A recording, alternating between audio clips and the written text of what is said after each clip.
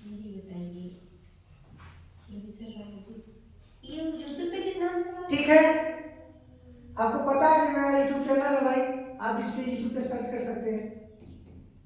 तो यूट्यूब पे नहीं, आप फेसबुक पे हमें देख सकते हैं इस नाम से, इंस्टा पे देख सकते हैं ढेर सारे सोशल मीडिया है।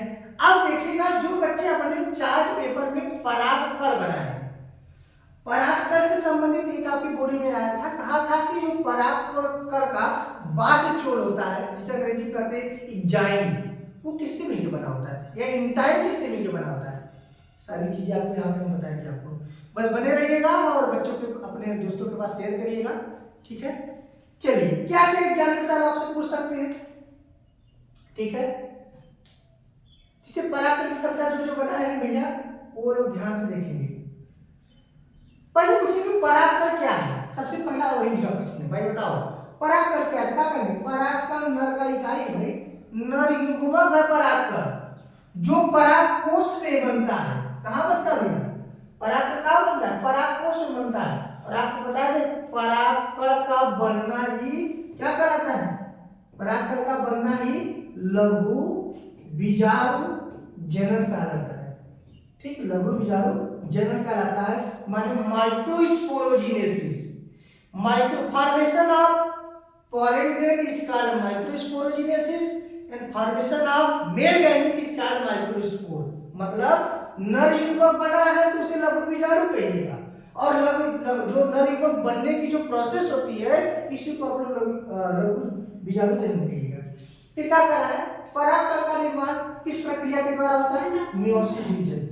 क्या होता है, मियोसिस डिवीजन, और इसे हम लोग हिंदी में क्या कहते हैं, अर्धसूत्री विभाजन, ठीक है, मियोसिस डिवीजन या अर्धसूत्री विभाजन। परागकण का आकार कैसा होता है भाई, गोलाकार या अंडाकार होता है। परागकण की भित्ति कितनी परत होती है, दो परत होती है, एक्साइन और इंटाइन, हमने पहले बताया था, ठीक है, अभी नीचे बताएंगे। अच्छा बताइए एक्साइन क्या है, एक्साइन मतलब बाहर, बाहर मतलब जो बाहरी परत है। एक्साइन परागकण की बाहरी और मोटी और कठोर परत होती है, और किससे मिलकर बनी होती है, स्पोरोपोलेनिन से बनी होती है, यही आपके पेपर में आया है। स्पोरोपोलिन का क्या महत्व है भाई, ये परागकण को रासायनिक जैविक कुछ ताप से सुरक्षित रखता है, उसे बचाता है। जर्मपोर क्या होता है, एंजाइम में पाए जाने वाला पतला अनुपस्थित भाग होता है, जिससे पराग नलिका निकलती भाई जर्म करता है, जर्म मतलब अंकुरित होता है, पार निकलता है। फिर अगला क्वेश्चन है भैया, इंटाइन क्या है।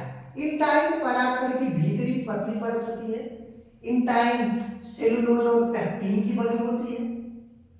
परागकण के अंदर की संरचना, परागकण के अंदर की जो कोशिका होती है समांतर दो होती है, परागकण होता है वनस्पति कोशिका और जनन कोशिका होती है। वनस्पति कोशिका का कार्य परागनलिका का निर्माण करती है, जनन कोशिका का काम होती है दो नर युग्मक का निर्माण करती है।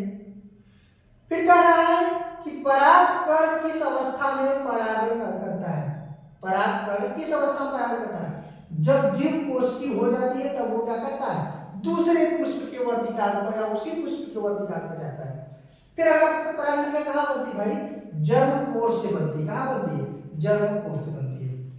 अब आपको ध्यान से सुनिएगा, जैसे आपसे एग्जाम पूछता भैया आप परागकण बनाए, तो इसे दो तीन लाइन में समझाइए, बहुत अच्छा है, बहुत सिंपल आपके लिए बनाए हैं, ठीक है। क्या कहेंगे भैया, आप क्या कहेंगे, कहेंगे कि भैया परागकण नर जनन इकाई होता है जो परागकोश में बनता है, इसकी भित्ति में दो परत होती है, बाहरी परत को एंजाइम कहते हैं और अंदर वाले को इंटाइन कहते हैं।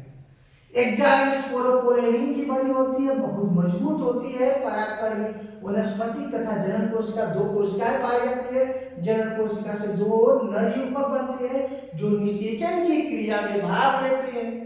बताओ समझ में आया कि नहीं आया?